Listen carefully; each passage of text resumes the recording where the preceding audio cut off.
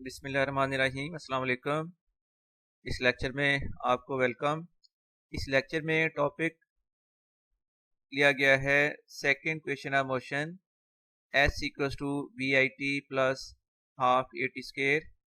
Graphical method use करते हुए इस क्वेश्चन को डिराइव किया जाएगा और इंशाल्लाह ताला इसके तमाम स्टेप्स हैं वो आपको एक्सप्लेन किए जाएंगे।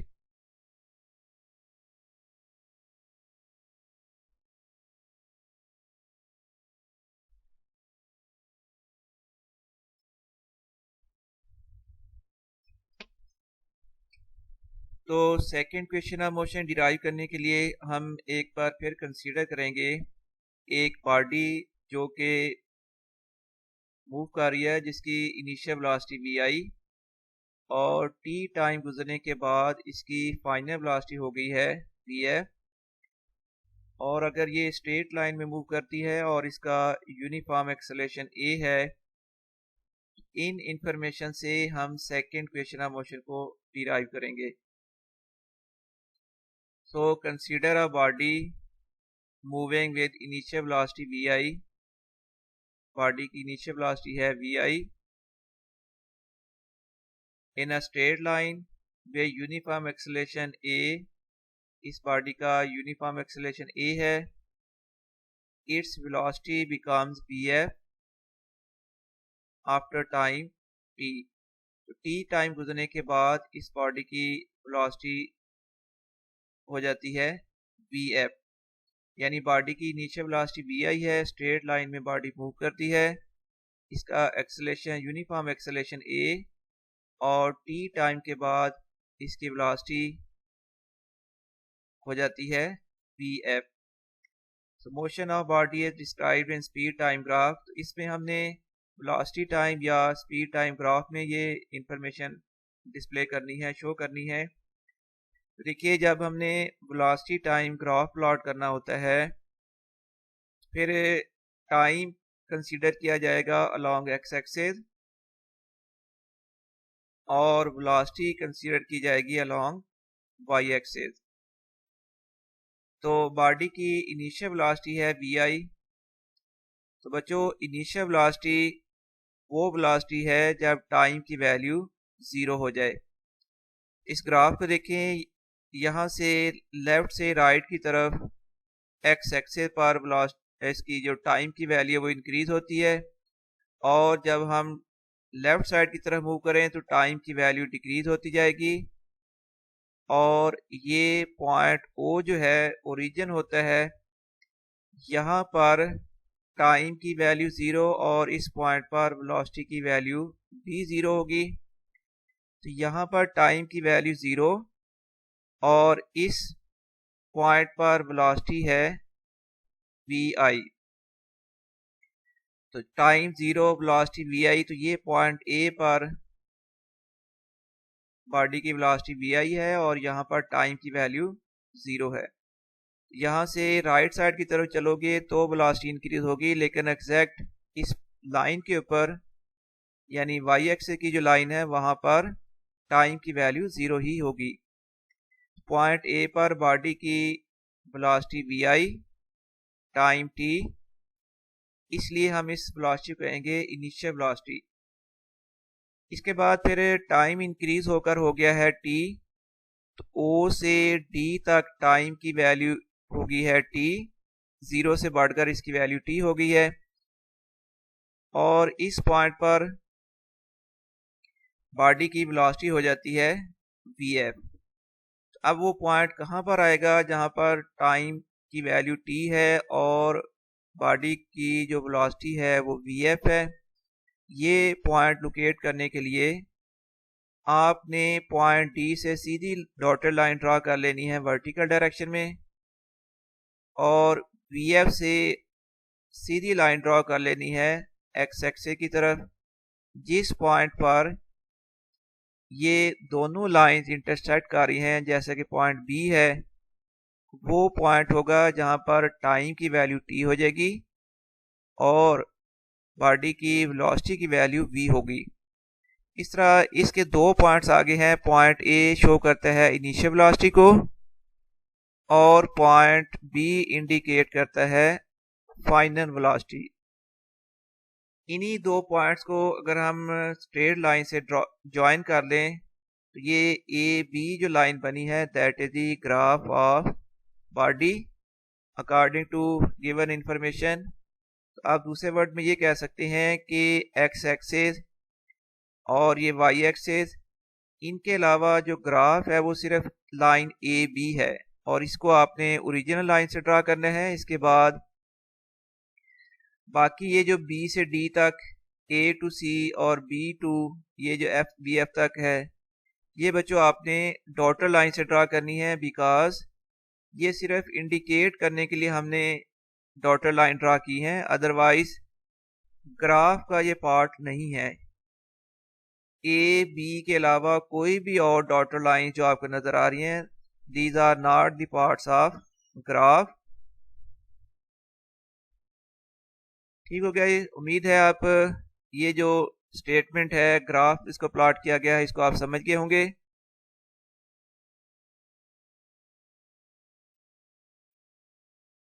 तो सेकंड इक्वेशन ऑफ मोशन में हमने फाइंड करना होता है डिस्टेंस मूव्ड बाय बॉडी। तो जब स्पीड टाइम ग्राफ या वेलोसिटी टाइम ग्राफ आपको दिया जाए और वहां से आपने फाइंड करनी है डिस्टेंस की वैल्यू, तो total distance covered by body equal होता है total area under speed time graph.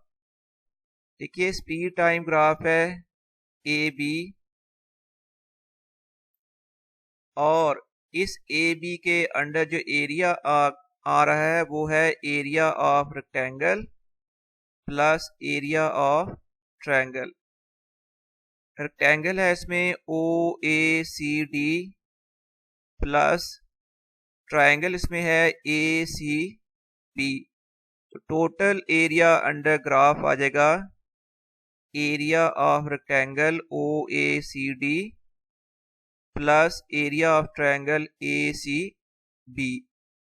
असल में ये स्पीड टाइम ग्राफ में डिस्टेंस कवर्ड इक्वल टू होता है area under speed time graph and time axis. ये टाइम एक्सिस और ये speed time graph green line, इनके दरमियान ये जो एरिया आपको नजर आ रहा है this area shows the distance covered. तो टोटल डिस्टेंस इक्वल आएगा total area under speed time graph, और ये आपको पता है कि दो पार्ट्स हैं रेक्टेंगल प्लस ट्रायंगल। इस तरह टोटल एरिया इक्वल आएगा area of rectangle O A C D plus area of triangle A C B. तो area of rectangle O A C D plus area of triangle A C B.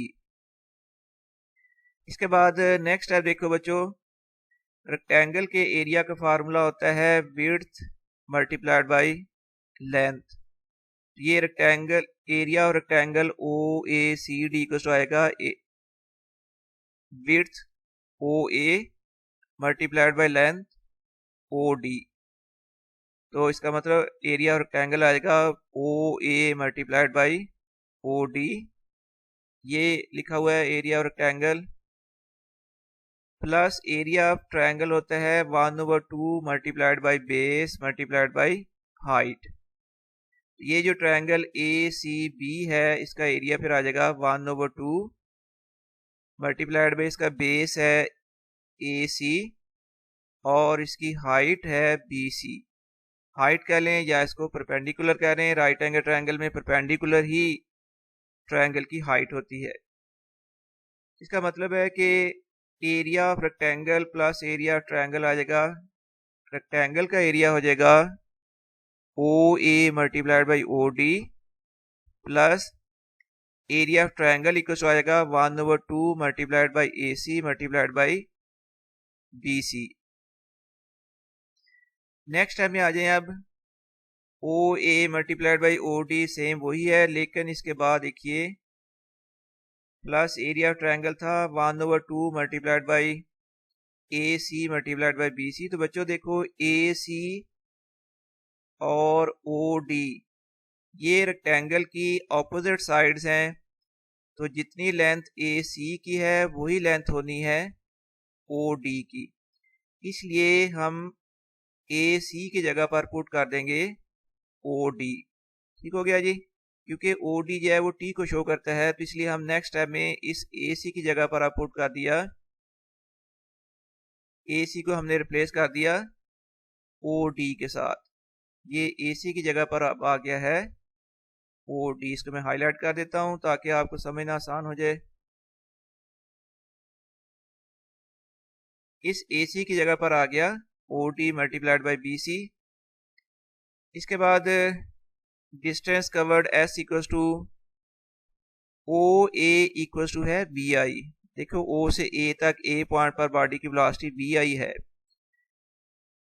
तो ओ A equal to आ गया we आई, और ये जो O D है ये equal to है टी के। तो ओ ए की वैल्यू आ गई v i multiplied by O D equal to है टी प्लस हाफ, एक बार फिर ओ डी है, ओ डी की जगह पर आ जाएगा टी, और ये जो वी एफ है ये चेक कर लेते हैं कि व्हाट इज वी एफ।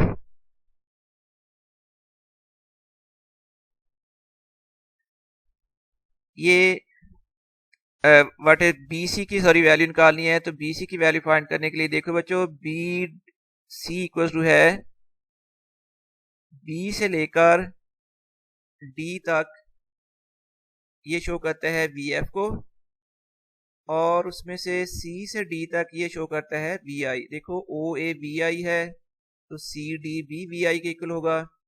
इसी तरह ओ से लेकर इस पॉइंट तक वी एफ है, तो डी बी या बी डी बी इक्वल होगा वी एफ। तो हमने निकालनी है बी सी की वैल्यू, और बी सी फिर इक्वल हो जाएगा वी एफ माइनस वी आई। उम्मीद है ये आप बी सी की वैल्यू समझ गए होंगे। ये बी सी इक्वल टू है, ये देखो यहाँ से लेकर यहाँ तक लेंथ है वी एफ। इस टोटल लेंथ वी एफ में से अगर ये वाली लेंथ है माइनस कर लें जो कि वी आई है, तो बाकी बी सी आ जाएगा, बी सी फिर इक्वल हो जाएगा v F minus we i. तो इसके बाद फिर डिस्टेंस कवर्ड इक्वल टू आ गया we i multiplied by t plus half t into v F minus we i. Next step में आपने ये करना है कि ये जो वी एफ माइनस वी आई है इसकी वैल्यू निकाल के यहाँ पर पुट करनी है। हम ये वैल्यू पुट करेंगे कि वी एफ माइनस वी आई किसके इक्वल है। ये हम वैल्यू फाइंड कर सकते हैं फर्स्ट इक्वेशन ऑफ मोशन से। From first equation of motion v f equal to होता है we i plus a t. हमने वैल्यू फाइंड करनी है वी एफ माइनस वी आई की। इसके लिए ये करेंगे कि ये जो राइट साइड में वी आई है इसको हम लेफ्ट साइड में ले आते हैं, तो फिर V F minus we I equal to आ जाएगा ए टी। इट मीन्स के अब जो हमने वी एफ माइनस वी आई की वैल्यू पुट करनी है उसकी जगह पर हम पुट कर सकते हैं ए टी। इस इक्वेशन में वी एफ माइनस वी आई की जगह पर क्या पुट करेंगे, V A T. Putting V F minus we I equal to A T in equation 1, तो then distance covered S equal to आ जाएगा V I T plus half T, और V F minus we आई की जगह पर अब value आ गई है ए टी। इनको आप मल्टीप्लाई कर लें टर्म्स को,